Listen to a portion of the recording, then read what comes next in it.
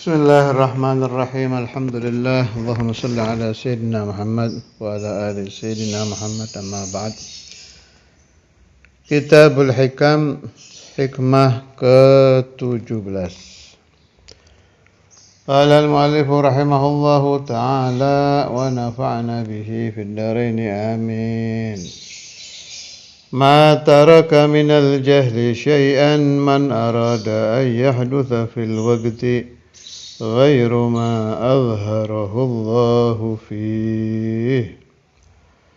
Ma taraka tidak meninggalkan minal jahli dari kebodohan syai'an sesuatu atau sedikit pun, maksudnya tidak ada kebodohan lebih dari ini. Ujungnya bodoh, atau kalau istilah orang Arab, Abu Jahal. Orang kalau udah terlalu bodoh disebut Abu Jahal.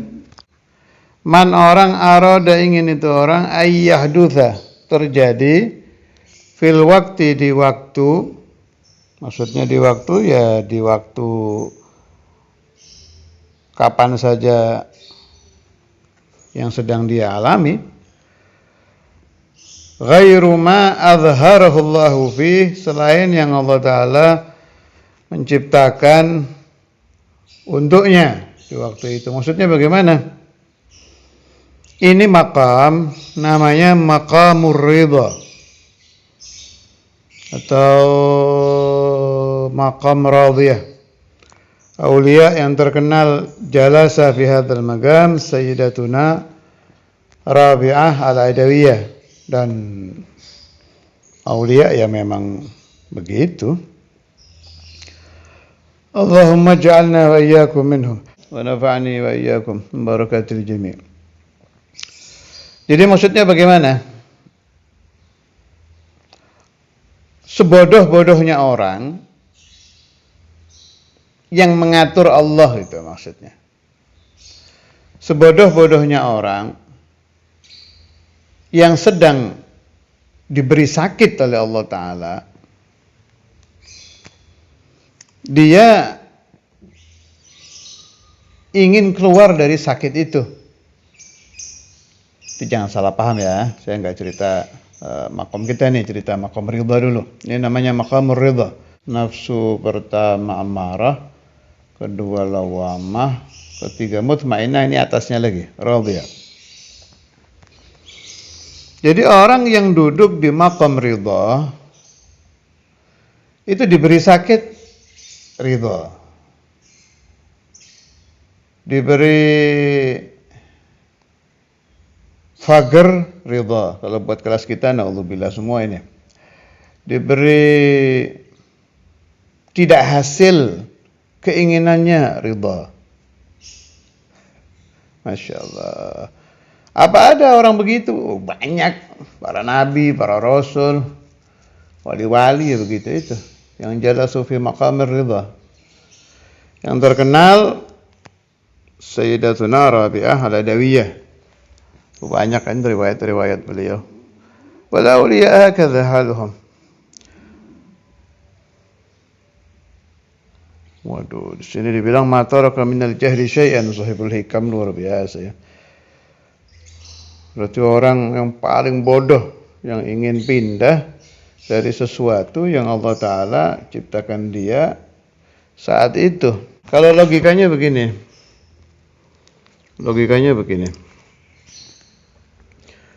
Kita dengan Allah mengerti mana tentang yang namanya baik. Kita dengan Allah lebih paham mana tentang kejadian yang lebih pas buat kita. Contoh, kita tidak mau penyakit, naudzubillah. Tapi Allah Ta'ala tidak mau memindahkan penyakit kita selama taruhlah 12 hari. Kita dikasih sakit dari tanggal 1, 2, 3, tanggal 3 udah teriak-teriak minta sembuh. Ditambah sama Allah 4, 5, 6 belum hilang juga. 7, 8, 9, 10 pas tanggal 12 hilang. Ah, kita kadang sok tahu kan, ya Allah kenapa 12 hari, saya bikin 3 hari. Nah ternyata nanti nih ketika kita sudah fil jannah insyaallah, Allahumma ja'alna wa iyyakum minhum, kita lihat di catatan kita ternyata 12 hari itu penghapusan pas dosa-dosa kita dari ini tuh habisnya pas tanggal 12 gitu. Kita kan cuma menghitung gak kuat sakit minta sembuh selesai. Ternyata Allah Ta'ala lebih jitu hitungannya. Ente punya dosa ini loh, itu dosa iya. Ini pas kalau 12 hari sakit flu umpama ini habis dosa ini. Kalau 11 hari sisa ente mau dibakarin neraka ini buat yang kurang satu ini. Tuh begitu. Haula orang-orang yang arifin billah itu faham betul bahwa Allah Ta'ala itu alim. Allah Ta'ala itu hasib, maha mengetahui, maha menghitung. Allah Ta'ala itu rahmahnya melebihi semua hamba-hambanya.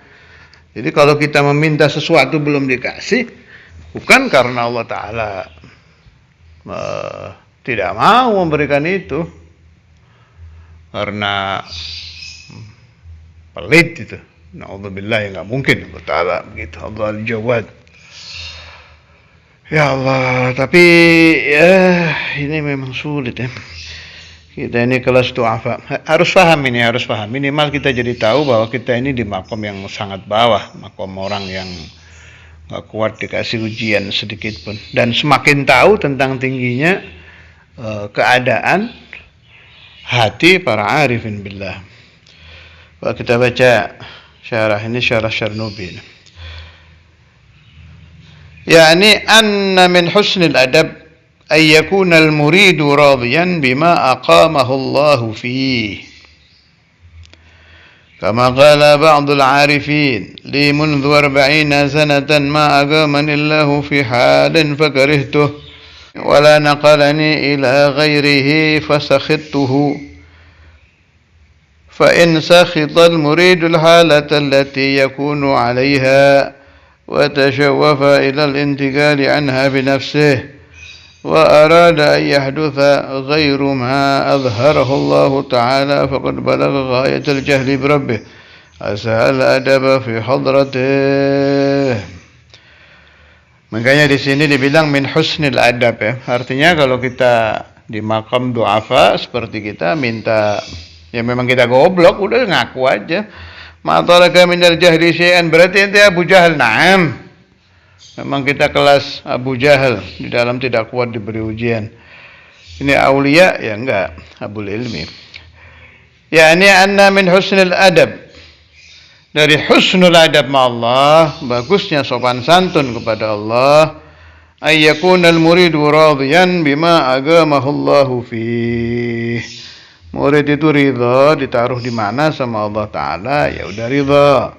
Lagi sakit, ya khair. Dikasih sembuh, alhamdulillah. Sakit lagi, ya khair. Itu kalau orang maqam ridha begitu. Sebagaimana diucapkan ba'dul arifin, saya 40 tahun ditaruh di keadaan apapun oleh Allah Ta'ala, tidak pernah saya tidak suka. Dan dipindah dari satu keadaan ke keadaan yang lain, 40 sana ini 40 tahun. Saya tidak ridha, enggak pernah. Ya khair aja, disuruh apa oleh Allah Ta'ala, ya khair. Disuruh sakit, ya khair. Suruh ini, ya khair. Masya Allah. Apabila seorang murid, kata Imam Syarnubi, tidak ridha dengan keadaan yang Allah Ta'ala ciptakan buat dia, fi waktin ma, ya di waktu mana saja, saat hari apa, bulan apa, tahun berapa, umur berapa, kemudian dia ingin pindah dengan nafsunya dia dan komplain kepada Allah Ta'ala, ingin dipindah, faqad balagha ghayatal jahli bi rabbih, maka dia telah sampai di keadaan bodoh yang paling ujung, Abu Jahal. wa asal adab dan su'ul adab fi hadratih ke hadratullah. Cerita yang terbaik urusan maqam ridha ini ceritanya Nabi Ibrahim. Waktu beliau dibakar fil qissah al-masyhurah, kan didatangi oleh malaikat Jibril untuk ditolong. Beliau ditawari, apakah engkau perlu aku tolong, maksudnya mau dikeluarkan dari api, kemudian apinya ditiup, apa gimana lah, malaikat Jibril mau nolong Nabi Ibrahim. Apa jawab beliau? Amma ilaika fala. Kalau butuh kepada engkau, enggak. Kemudian, kenapa antum tidak meminta kepada Allah Ta'ala untuk diselamatkan dari api ini? Jawab Nabi Ibrahim, ilmuhu bihali yughni an su'ali. Ilmunya Allah Ta'ala itu tidak membutuhkan saya cerita lagi. Allah udah tahu keadaan saya. Baru, ini maqam ridha kan ini. Baru Allah Ta'ala berfirman, qulna ya naru kuni bardan wa salaman ala Ibrahim. Nah, ulama membahas, kalau kita sakit atau diberi ujian, kita nih bukan kelas yang maqam ridha, apakah boleh kita memohon kepada Allah Ta'ala untuk pindah dari sakit, dari ujian itu? Jawabnya, boleh. Buat kelas kita tidak apa-apa.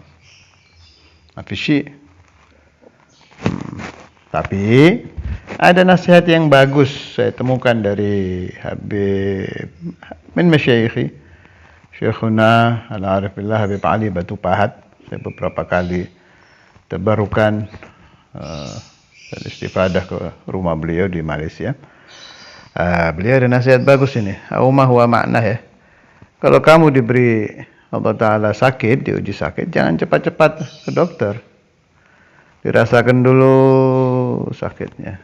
Ridha dirasakan. Baru beberapa saat, setelah itu baru ke dokter, nggak apa-apa. Jadi maksudnya beliau ini dalam paham saya, dalam pemahaman saya ya. Ya biar sebentar masuklah maqamur ridha gitu. Kan man lam yarda billahi qada'an la yarda billahi rabban.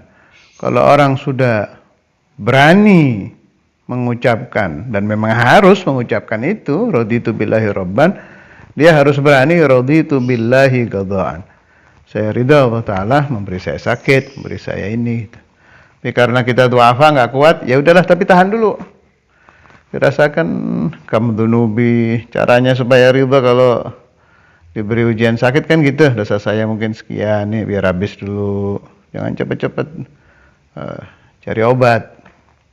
Tuh maksudnya Habib Ali bin Ja'far al-Idrus Batu Pahat, itu wali min awliyaillah, kubar malah, min kubar ya awliyaillah. Itu maksud beliau begitu. Jadi umpama kita diberi ujian sakit flu gitu, jangan cepet-cepet cari obat, udah nggak apa-apa, berapa hari biar lumayan menghilangkan dosa sekian. Yang kecil-kecil aja lah, kalau kita flu terus pusing kepala, apa aja penyakit yang remeh-remeh itu udah dirasakan dulu. Ya Allah, Allahumma ighfir dzunubi. Kan penghapusan. Lagi cari rezeki. Maunya kita kan hari ini minta duit, hari ini dapat.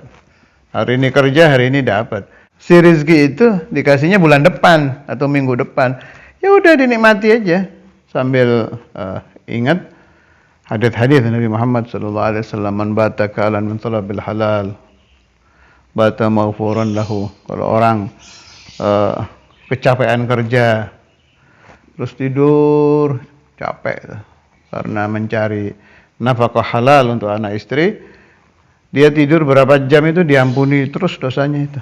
Jadi pulsa penghapusan dosa jalan terus. Nah, terus sampai dia dapat duit. Masya Allah. Jadi ada rahasia-rahasia di balik ciptaan-ciptaan Allah yang menurut akal kita tidak enak gitu. Itu ada rahasianya itu. Nanti ada nasihatnya Imam Ibn Athaillah ketika atau mungkin sudah saya baca, saya lupa. Pokoknya ada di Hikam itu. Ketika dibuka pemahaman tentang yang tidak enak tadi itu, ternyata di situ yang paling tepat. Saat belum dibuka, kenapa Allah Ta'ala bikin tidak enak di titik-titik, kita masih nggak ridho. Begitu dibuka, ya Allah, oh bener ya. Nah, harusnya ridhonya dari mulai sebelum tahu. Jangan setelah tahu baru ridho, ya udah telat. Dari sebelum tahu, sudah punya pemahaman, Allahu a'lamu minni, Allah lebih tahu dari aku, Allahu arhamu minni, Allah lebih kasihan kepada hambanya dari aku, Allahu ahkamu minni, kembalikan semua ke Allah. Allahu lebih dari anak dalam ini, sampai kita menemukan yakin bahwa oh benar Allah Ta'ala menciptakan seperti ini. Kembali kepada cerita Nabi Ibrahim tadi, kembali ke qaul ulama itu, dan halah Sayyidina Ibrahim tidak menghilangkan perintah doa kepada Allah untuk kelas-kelas kita. Loh, berarti Nabi Ibrahim tarok doa. Beliau tidak mau doa, padahal doa kan disuruh, dunia astajib lakum. Nah, dijawab oleh Imam Bajuri itu, nggak salah syarahnya waktu itu. Kata beliau, lah bukan seperti itu. Orang-orang kumal, orang-orang yang magamnya kamil seperti Nabi Ibrahim itu, yantagilun min hal ila hal. Kadang begitu, mereka pindah dari satu keadaan rohani ke keadaan yang lain. Kayak saat kejadian dibakar itu, kenapa tidak mau minta kepada Allah di tengah-tengah berat-beratnya itu, kan bilang ilmuhu bihali yuni ansuali, kan kalau doa langsung habis itu urusan. Nah, itu beliau sedang berada di maqamur ridha. Nanti beliau pindah lagi ke maqam apa? Lagi maqamud doa. Ya, doa. Banyak kan cerita-cerita Nabi Ibrahim doa. Kayak apa? Awalam tu'min yang cerita itu, yang cerita tumakninatul qalb itu. Lihat ma'inna qalbi, itu kan Nabi Ibrahim juga itu. Awalam tu'min, qala bala walakin liyatma'inna qalbi. Itu kan lagi doa, lagi maqamud doa.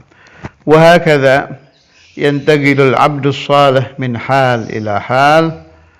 Orang yang baik kepada Allah bimakna dia baik menuruti semua perintah-perintah Allah, keadaan hatinya berpindah-pindah dari maqamud doa ke maqamur ridha, dari maqam khauf ke maqam raja.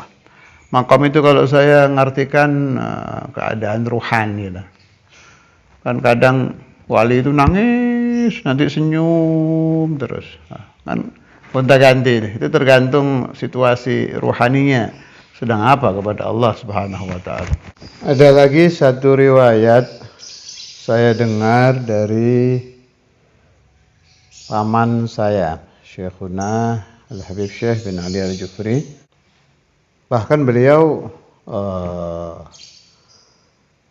masuk di cerita ini, hadir di situ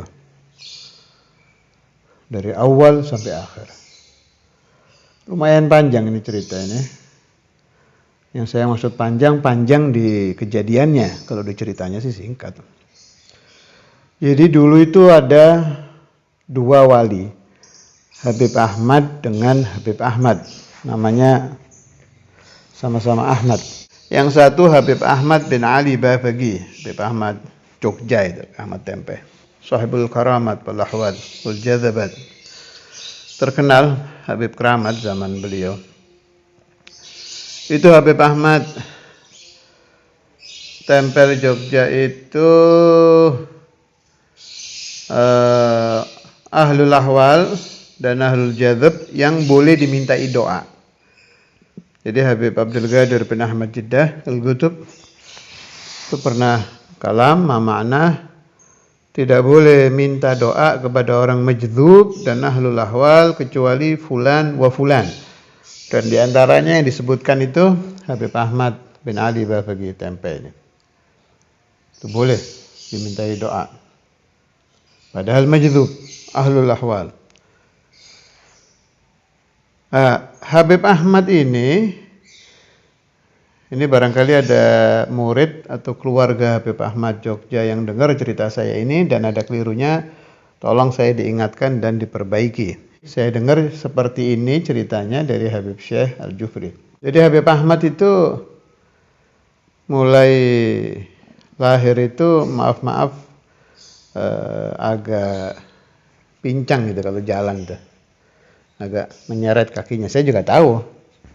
Saya dapati Habib Ahmad, saya masih SD, masih di madrasah SD waktu itu. Belum di Darul Hadith, kan diundang oleh Ustadzul Imam ke Darul Hadith waktu haul. Saya sempat ketemu satu kali, itu saja seumur hidup saya sekali saya ketemu. Jadi Habib Ahmad ini diuji oleh Allah Ta'ala agak pincang gitu, agak nyeret kalau jalan. Udah seperti itu dari kecil beliau. Sampai datang waktunya beliau zuhur, terkenal, syuhrah. Mulai dari RT sampai wapres. Dari ustadz kecil sampai alamah. Merubung beliau, minta doa kepada beliau. Terkenal mustajab doa ini Habib Ahmad, mujabud doa. Ba'dul Hujjaj di Jakarta waktu itu ingin khidmah, ingin ngabdi ke Habib Ahmad, mau dioperasi itu kakinya itu.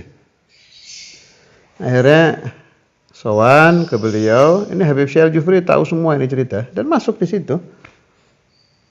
Namanya ngabdi ke wali, jelas amrun jayyid, amrun hasan. Kalau tidak dikatakan ahsan malah sangat baik. Sudah terjadi. Dioperasi.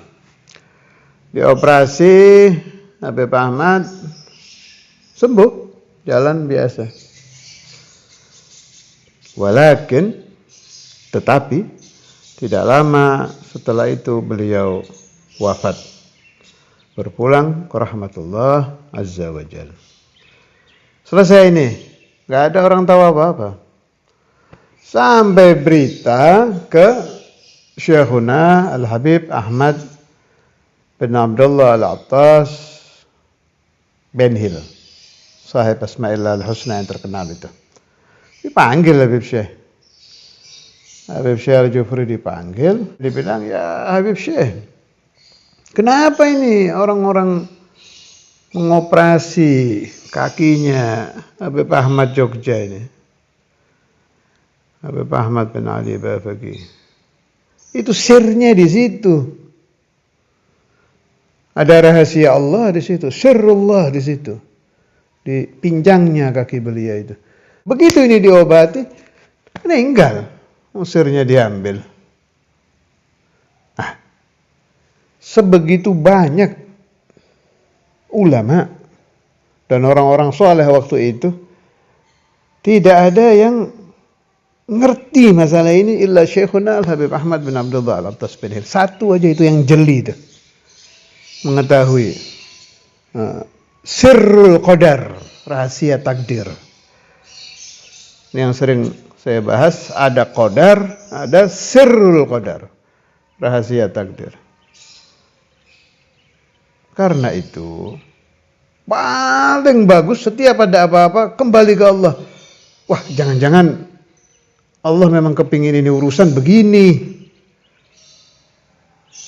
Jangan-jangan kalau ini tidak saya lakukan, saya pakai otak saya sendiri, pikiran saya sendiri, malah runyam nanti urusannya ini. Itu waktu saya dapat riwayat itu dari Habib Syekh Al-Jufri itu, saya dapat beberapa pemahaman jelas Satu, menunjukkan tajamnya mukasyafah Syekhuna Habib Ahmad bin Abdul Attas. Kemudian